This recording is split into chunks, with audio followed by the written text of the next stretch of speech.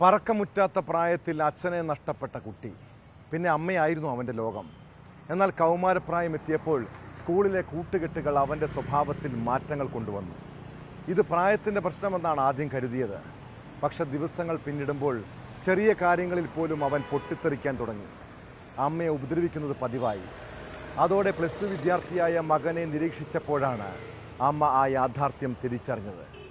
താൻ പൊന്നുപോലെ പോറ്റി വളർത്തിയ മകൻ മയക്കുമരുന്നിന് അടിമയാണ് എന്നു മാത്രമല്ല, ലഹരിയുടെ ഏജൻറ്റും. ആദ്യം ചങ്കു തകർന്നെങ്കിലും പിന്നീട് അമ്മ ഇക്കാര്യം പോലീസിനെ അറിയിച്ചു. പോലീസിൻ്റെ ചോദ്യം ചെയ്യലിൽ അവനെല്ലാം തുറന്നു പറഞ്ഞു.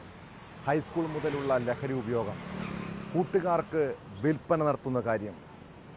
ആലപ്പുഴ സ്വദേശികളായ ആ അമ്മയും മകനും ന്യൂസ് 18നോട് പറഞ്ഞ കാര്യങ്ങൾ ഈ നാട്ടിലെ മാതാപിതാക്കൾ കാതു തുറന്ന് കേൾക്കണം.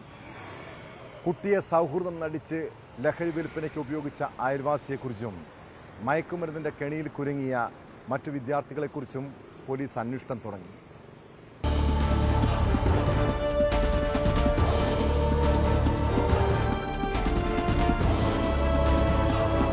അപ്പോൾ ഇതിനകത്ത് ഇത് കൊടുത്താൽ, സുഹൃത്തുക്കൾക്ക് ഇത് വിറ്റാൽ, സ്കൂൾ വിദ്യാർത്ഥികൾക്ക് ഇത് വിറ്റാൽ എന്ത് നേട്ടമാണ് തനിക്കുണ്ടാകുന്നതെന്ന് വേണ്ടാണ്? പുള്ളിക്ക് അദ്ദേഹത്തിനാണ് പൈസ കൊടുക്കുന്നത്. പകരം ഇയാൾക്കുള്ള നേട്ടം എന്താണ്? ഉപയോഗിക്കാൻ തരിക എന്നുള്ളതാണ്. നമ്മൾ നടത്തിയ അന്വേഷണത്തിലാണ് ഇത്തരം ഞെട്ടിക്കുന്ന വിവരങ്ങൾ, അതായത് പോലീസ് സ്റ്റേഷന് മുന്നിൽ കൂട്ടത്തോടെ നിൽക്കുന്ന രക്ഷകർത്താക്കളെയാണ് നമുക്ക് കാണാൻ കഴിഞ്ഞത്. മക്കൾ തന്നെ രക്ഷകർത്താക്കളുടെ മുന്നിൽ വെച്ച് വിവരങ്ങൾ പോലീസിനോട് സ്ഥിരീകരിച്ചതോടെ ബോധരഹിതരായി വീണ രക്ഷകർത്താക്കളെ വരെ കണ്ടു. അത്തരത്തിൽ ഒരമ്മ തന്റെ മകനെ ക്യാരിയറായി ഇവർ ലഹരി മാഫിയ ഉപയോഗിക്കുന്നു, കഞ്ചാവ് വിൽപ്പനയ്ക്കായി ഉപയോഗിക്കുന്നു എന്നുള്ള വിവരം നമ്മളോട് സ്ഥിരീകരിക്കാൻ തയ്യാറായി. ഇതിൻ്റെ അവസ്ഥ എന്ന് വെച്ച് കഴിഞ്ഞാൽ എൻ്റെ മകൻ ഇത് ഉപയോഗിച്ച് കഴിയുമ്പോഴത്തേക്കും ഈ വീട്ടിലെ അലമാരി ഒക്കെ ദേഷ്യം വരുമ്പോൾ തന്നെ കൊട്ടിക്കുന്നു, നമ്മളോട് ദേഷ്യപ്പെടുന്നു, വയലൻ്റായിട്ട് നടക്കുന്നു. അങ്ങനെയൊക്കെ കുറേ കാര്യങ്ങൾ വന്നപ്പോഴത്തേക്കും എനിക്ക് മനസ്സിലായി ഈ ഒരു സ്വഭാവം അല്ലായിരുന്നു. അപ്പോൾ ഇത് ഉപയോഗിച്ചിട്ടാണെന്ന് മനസ്സിലായി. പിന്നെ ഇവിടെ കുട്ടികൾ, അവൻ്റെ കൂട്ടുകാരൊക്കെ ഇടയ്ക്കിടയ്ക്ക് വരാൻ തുടങ്ങി. അവരൊക്കെ കാണുമ്പോഴേ നമുക്കറിയാം ഏകദേശം ആ ഒരു മോഡലിലുള്ള പിള്ളേരൊക്കെയാണ് വരുന്നത്. അപ്പോൾ നമുക്ക് മനസ്സിലായി ഇത് ശരിയാകത്തില്ല. അങ്ങനെയാണ് എനിക്ക് മനസ്സിലായത്.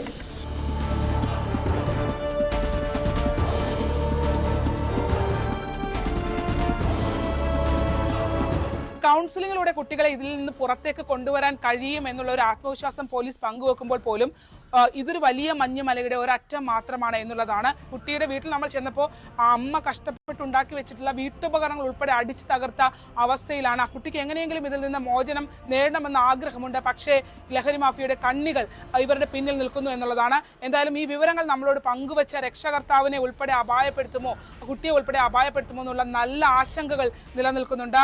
കഴിഞ്ഞ കുറേ മാസങ്ങളായിട്ട് നമ്മൾ ഡി-ഹണ്ട് എന്ന പ്രോഗ്രാമോടുകൂടി ഒത്തിരിയധികം കേസുകൾ നമ്മൾ ജില്ലയിൽ ഉടനെ വന്നിട്ടുണ്ട്. അത് കൂടുതലും നമുക്ക് അവിടുത്തെ കൊണ്ടുവരുന്നതെല്ലാം അന്യ സംസ്ഥാനത്തിൽ നിന്ന് വരുന്ന സാധനം. അത് നമ്മൾ ട്രെയിനകത്ത് വെച്ചോ അല്ലെന്നുണ്ടെങ്കിൽ ബസ്സിനകത്തോ അങ്ങനെയൊക്കെയാണ് നമ്മൾ പിടിക്കപ്പെട്ടിട്ടുള്ളത്. അപ്പം ആ ഒരു സാഹചര്യം ഇപ്പം ഈ ഡി-ഹണ്ട് വളരെ ഫലപ്രദമായിട്ട് ചെയ്യുന്നത് കൊണ്ട് തന്നെ പല ആൾക്കാരും പുറത്ത് സംസ്ഥാനങ്ങളിൽ നിന്ന് ഇങ്ങോട്ട് വരാനുള്ള ടെൻഡൻസി കുറഞ്ഞിട്ടുണ്ട്. അപ്പോൾ അവർക്ക് ഇങ്ങോട്ട് വരാൻ പറ്റുന്നില്ല. പോലീസ് വളരെ വിജിലൻ്റായിട്ട് നിൽക്കുകയാണ്. അപ്പോൾ ഈ അടുത്ത സമയത്ത് ഇന്നലെ കഴിഞ്ഞ ദിവസം പട്ടണക്കാട് പിടിച്ച ഒരു കേസ് അതനുബന്ധം നമ്മൾ ഒത്തിരി അന്വേഷിച്ചതാണ്. അപ്പോൾ കുറച്ച് കുട്ടികളൊക്കെ ഇങ്ങനെ ഉപയോഗിക്കുന്നതായിട്ട് പോലീസിൻ്റെ ശ്രദ്ധയിൽപ്പെട്ടിരുന്നു. അത് പോലീസ് അവരെ കൃത്യമായിട്ട് കണ്ടെത്തി കൃത്യമായ കൗൺസിലിംഗ് മറ്റു കാര്യങ്ങളും ഇപ്പോൾ കൊടുത്തു വരികയാണ്. നിലവിൽ ഈ കുട്ടികൾക്ക് ലഹരിയുടെ ഉപയോഗം, ഇപ്പോൾ ദിനംപ്രതി ലഹരിയുടെ ഉപയോഗം കൂടി വരുന്ന ഒരു കാലഘട്ടത്തിലൂടെയാണ് നമ്മൾ കടന്നു പോകുന്നത്.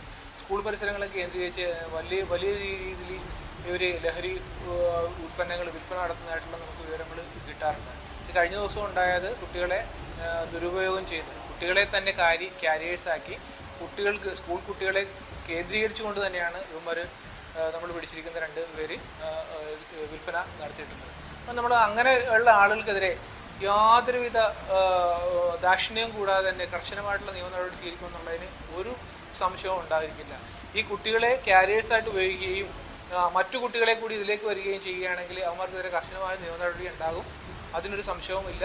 അതുകൂടാതെ തന്നെ കുട്ടികൾ ഈ രീതിയിൽ ക്യാരിയേഴ്സായിട്ട് ഉപയോഗിക്കുകയാണെങ്കിൽ അവർക്ക് കൃത്യമായിട്ട് അവർക്ക് കൗൺസിലിങ്ങും അവരുടെ മാതാപിതാക്കളോട് കൃത്യമായിട്ടൊരു അവയർനെസ് ക്ലാസ്സും കുട്ടികൾക്ക് ബോധവൽക്കരണ ക്ലാസ്സും മറ്റും കൊടുത്ത് അവരെ സമൂഹത്തിൻ്റെ മുഖ്യധാരയിലേക്ക് ഇതുപോലുള്ള മയക്കുമരുന്നിൻ്റെ കൈപ്പിടിയിലേക്ക് വീഴാതിരിക്കാനുള്ള എല്ലാ നടപടികളും ചെയ്യാനുള്ള നടപടികളും നമ്മുടെ ഭാഗത്ത് ഉണ്ടാകും. എന്തായാലും വിദ്യാഭ്യാസ വകുപ്പും സർക്കാരും പോലീസും എല്ലാം ഒരുമിച്ച് ഇടപെട്ടാൽ മാത്രമേ ഈ വിഷയം പരിഹരിക്കാനായി കഴിയുകയുള്ളൂ.